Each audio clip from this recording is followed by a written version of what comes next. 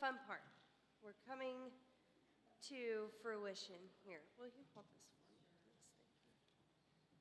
Hold this one, too. Thank you. Okay, now it's time to reveal the result of our very thorough investigation this evening. At this time, everyone has turned in their guesses. All of my amateur sleuths. All right, now remember, to solve this case, 3 things must be considered: motive, means, and opportunity. First, let's deal with motive. I've actually just been wearing this all night, so it's come off. It wasn't a clue. It wasn't a clue. Fiona Riley Flaherty, loving wife of the Patrick Flaherty. Several years ago, Fiona could never have conceived of herself married to a Flaherty. After all, she believed that it was because of a Flaherty that her first husband, Ryan Riley, had a fatal heart attack.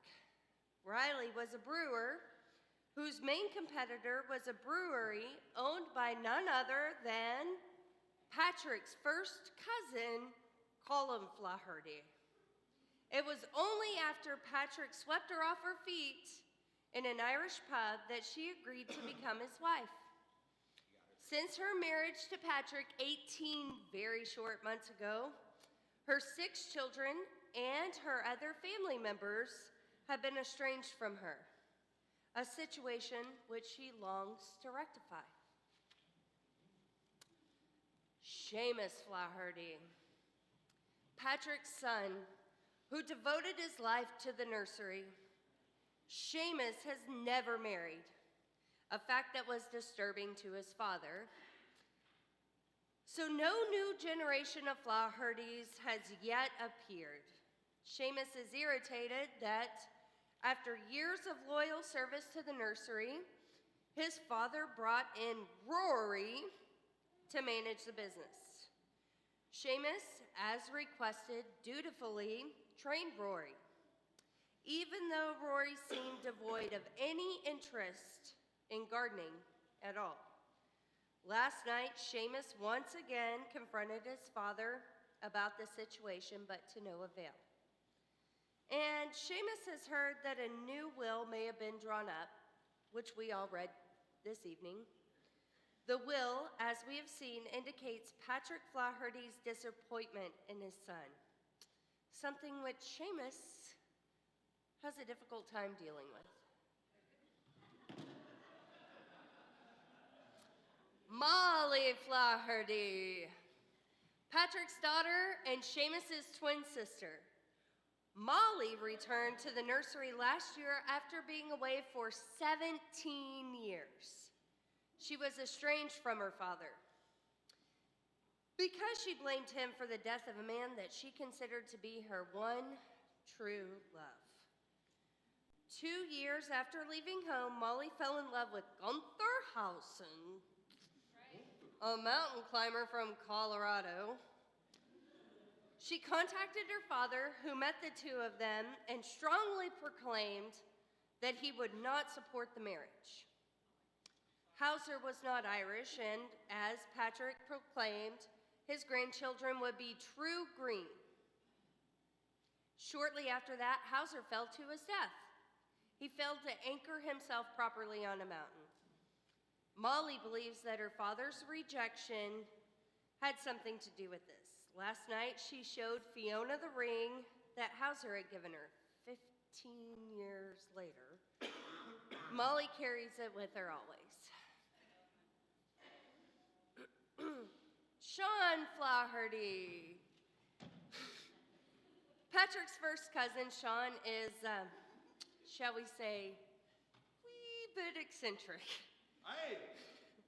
Since he was 12 years old, Sean has known that he's a leprechaun, a rather tall leprechaun, but a leprechaun nonetheless.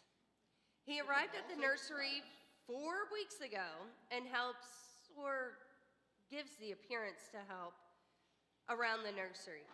His real mission, though, is to find the pot of gold that rightly belongs to his leprechaun friends. He was told by them that the gold is somewhere on the grounds, and Sean thinks he's located it.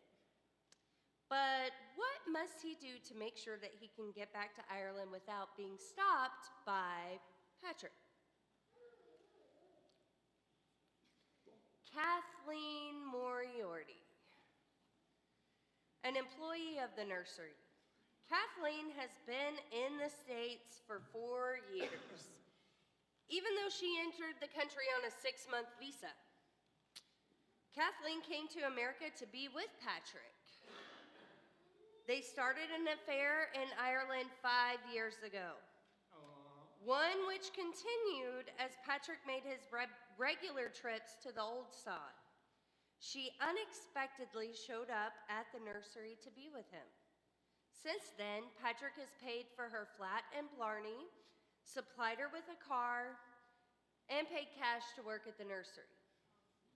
When Patrick married Fiona, the affair came to an abrupt stop. But the spark in Kathleen still smoldered. With all that has happened, she's uncertain whether she loves him or despises him. She must decide what she will do, and soon. Rory O'Casey, man, the manager at the nursery. Rory has no experience with plants and gardens before his arrival at the nursery 2 years ago. He was hired by Patrick for his gardening expertise, but it was more like it was for his political beliefs. Rory is a functionary of the Irish Freedom Army and as such is in the United States to collect contraband that can be transferred to his colleagues for further cause of the republicanism. Patrick shared Rory's views, and 2 years ago, they both hatched a plan to bring Rory to the States to run the nursery while Rory gathered contraband for shipment back to Ireland. The new greenhouses where the shamrocks are grown also serve as a vault for Rory's cache of material. That's why they were designed to be so sturdy. And Rory has a love interest. His affections for Kathleen Moriarty have become more and more obvious, but she continues to reject him because of her love for Patrick. What could Rory do to change things? Megan Sheffield, the nursery's best customer. Megan's regular presence at the nursery was more than just shopping trips. Megan, in reality, is an agent for MI15, the British Secret Service. Rory? MI5. It's a big fact. It's a big fact. Rory and Patrick's activities have been under observation by Megan since she moved to Blarney. She knows about the contraband hidden in the shamrock planters and anticipated that the contents would soon be moved to another location. It was her job to do anything she could to foil the plans of the IFA. Who knows exactly what this would entail? Man, she looks so innocent. Thank you, Megan. So, we have 7 suspects with 7 motives. To address means, let's take a look at what happened at the party last night to celebrate the 100th anniversary of Flaherty's True Green Plant Nursery. Patrick made the plans for last night, and it was designed as more than a festive occasion. It was intriguing that Patrick Flaherty refrained from the many toasts at the party. It was all right for him to drink last night. See, even though he's taking an experimental heart medication called Cardianex for a heart problem 3 times a week, he's allowed to drink on the nights that he's not taking the medication. His doctors felt that the drug mixed with alcohol could produce a potentially lethal result. Yesterday, he didn't take the pills. Therefore, if he wanted to, he could have consumed alcohol for the entire evening. You see, he felt he needed to have a clear head because of something that he had planned for early this morning. One thing did change this, though. Around 10:30, Kathleen insisted that Patrick drink champagne with her for old time's sake, and Patrick obliged. A key to this investigation is what happened after the celebration. Where did everyone go and what were they doing? Kathleen left the party shortly after 11, got in her car, returned to her apartment in Blarney. She went to bed and was awakened several hours later. More about that in a minute. Seamus and Molly, as far as we know, went to their room at the inn around midnight. Seamus let his anger subside from the confrontation he had had with his father earlier in the evening. It was difficult for him to accept Patrick's decision to put Rory in charge of the nursery. Molly still remembered her lost love and stared at the ring she had shown Fiona earlier in the evening, 15 years later. Cousin Sean left the party at 11:30 without saying goodbye to anybody. He walked back to his apartment above the garage at the nursery and promptly fell asleep, knowing that his mission to find the gold would soon be over. He had a strange dream last night, though. Or was it a dream? Well, Patrick Flaherty had a job to perform last night. He and Rory were expecting a truck to pull up to the nursery around 1:30 in the morning. The contraband stored in the Shamrock Planters would be moved to another location and shipped out for the cause. Earlier in the evening, the two of them had debated on who would be there. Patrick told Rory that he, Patrick, would meet the truck alone. After all, it was Patrick who had provided the IFA facility to accumulate the material, and Patrick wanted to be there to take full credit.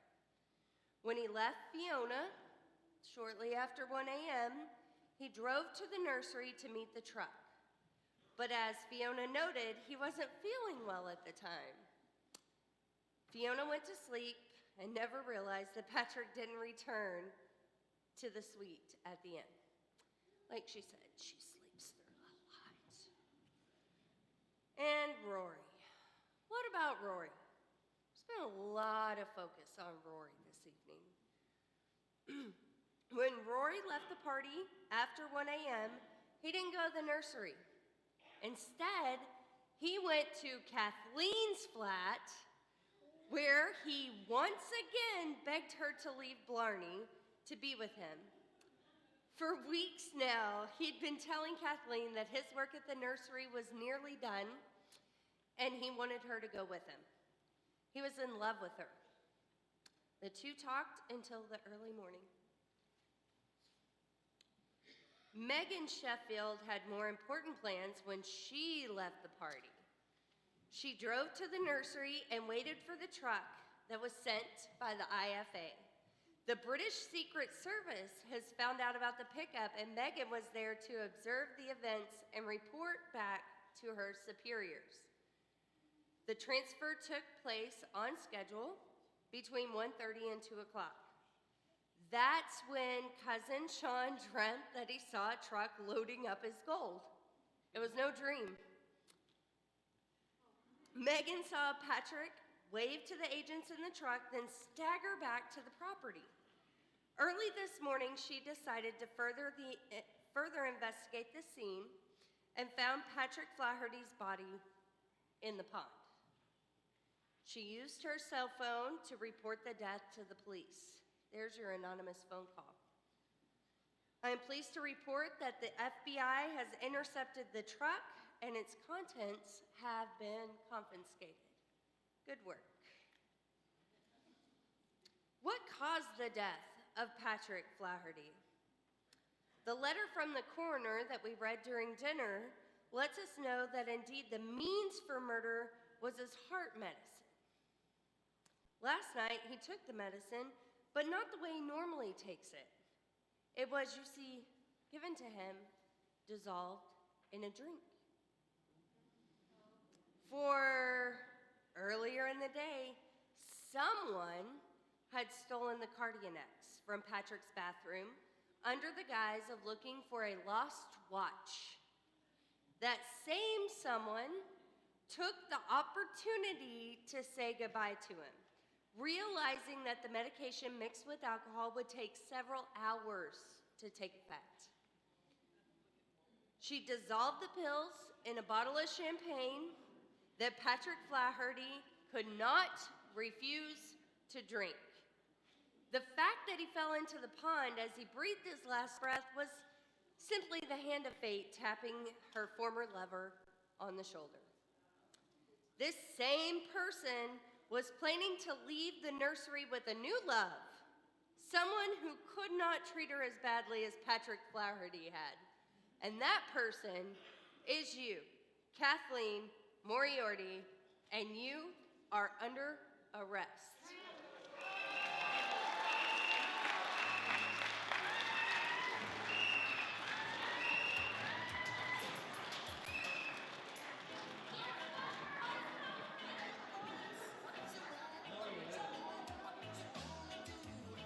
Get her, coppers! Get her! She did it!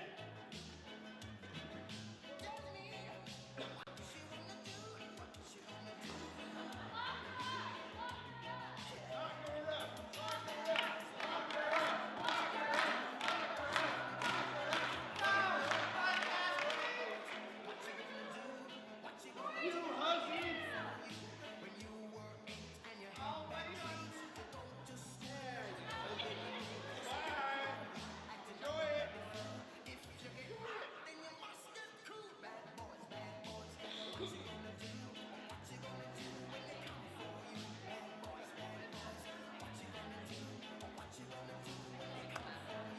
Justice is served.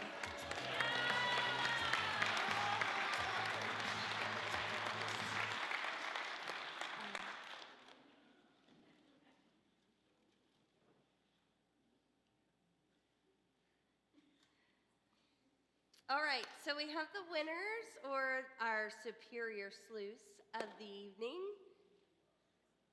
Yes, so these people had to get all three questions, first three questions on the answer sheet correct.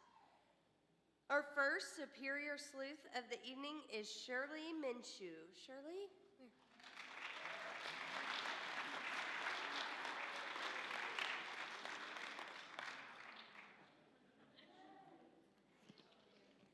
Rose Hanson. Rose, where are you? There she is.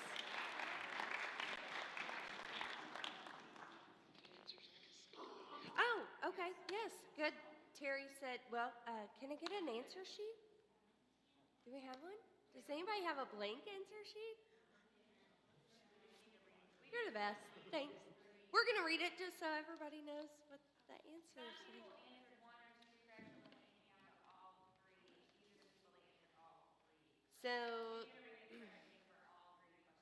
So the whodunit was Kathleen. The why did she do it was because she was looking for someone to treat her better than Patrick, or she had fallen in love with Rory. And how did she do it is she crushed up his Cardianex in the champagne and proposed a toast. All right, perfect. Evia and Levon? Is it Evia? Evie? You asked great questions, Evie. Good job. David and Karen. Oh. David, that was you, right? David was like, it was a crime of passion from the very beginning. Yes, yes. McKinney and Rudin. There we go. Beth, Charles, and Shirley. Good job. You guys had great questions too. Yeah.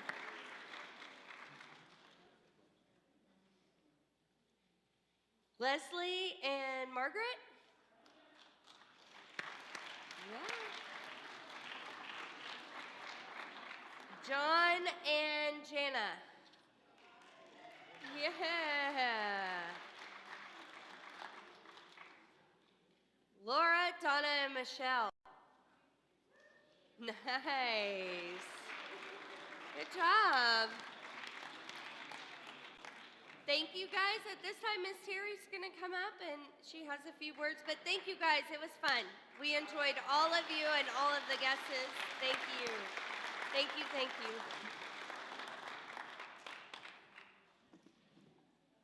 Okay, first I'm going to introduce our cast. First of all, Detective Dixie Hemingway, Shanna Reed.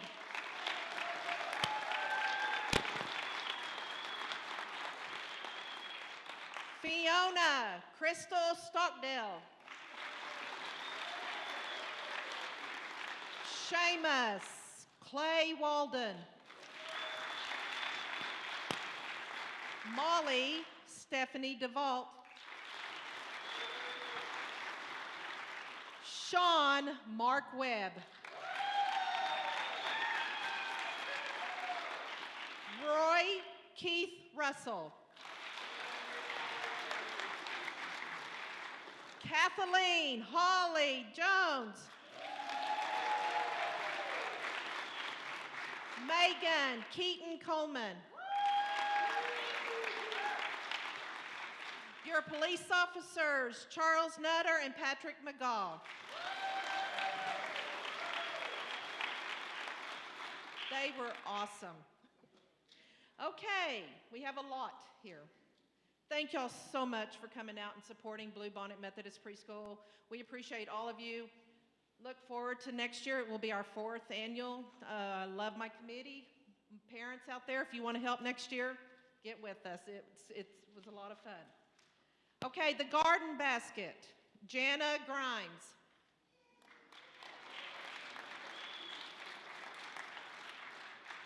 The girl has gone hunting basket. Kelly Green.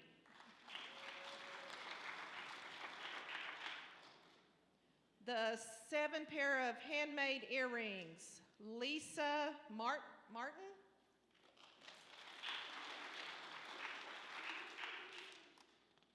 Lisa's Cakery, Megan Kirkendall. Oh, the beef tenderloin, Michelle Ryan. The baking basket, Paula Reed. The hand-painted Lazy Susan, Paula Reed. The Sonavita 50-minute massage, Robert Coffey. The hand-painted buck picture, Robert Coffey.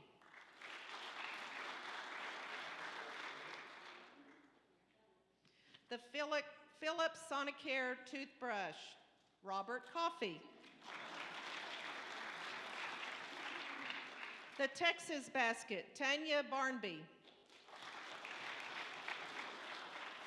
The spa basket, Tanya Barnby. The Chick-fil-A cards, Giles Summerlin. The coffee basket, Pam Pond.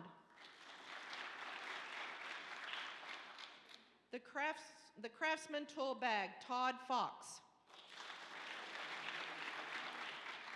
The Highland Lakes dental whitening, Pam Pond. The fire pit s'mores basket, Joey Martin. The Titleist golf bag, Anthony Harville. The Chili's gift card, Drew Kloss. The Subway gift cards, Beth, and I'm sorry, I don't know how to, Noalt? Now, okay, thank you. The set of 5 iron and metal card holders, Brandy Melton. The Rebecca Creek basket, Cindy Kirkendall. The Italian gift basket, Cindy Shapley. The Haley Sandos Celtic Music, Darby Hambrick.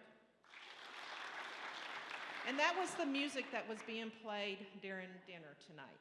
And it's also a cousin to, where's Lauren? To Lauren back there. The movie night basket, Darby Hambrick. And the wood wine serving tray, David Hip. Thank you again, everyone, for coming, and we will see you next year.